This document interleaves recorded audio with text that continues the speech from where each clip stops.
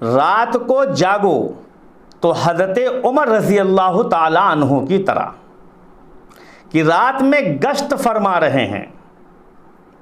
ایک عورت اپنے خیمے میں کراہ رہی ہے درد زہ سے، فوراً حضرت عمر رضی اللہ تعالیٰ عنہ گھر تشریف لائے اور اپنی اہلیہ سے کہا کہ کچھ آٹا لے لو اور بھی کیا کہتے ہیں کچھ میوے لے لو، بادام ہے، اخروٹ ہے، ناریل ہے، یہ تمام چیزیں لے لو، میوے وغیرہ،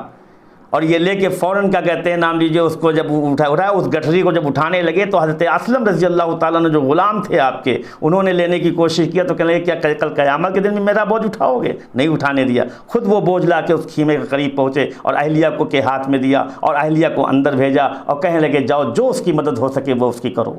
اور جب ولادت ہو جائے تو بتاؤ۔ ولادت ہوئی، خوشخبری ملی حضرت عمر رضی اللہ تعالیٰ عنہ کو۔ خیمے سے باہر جو اس کا شوہر بیٹھا تھا اس نے کہا امیر المومنین تو آپ کو ہونا چاہیے تھا، ایک عمر امیر المومنین ہیں، خلیفہ بنے ہیں، لیکن انہیں اپنی رعایا کی فکر نہیں، امیر المومنین تو تمہیں ہونا چاہیے۔ حضرت عمر نے کہا میں ہی عمر ہوں،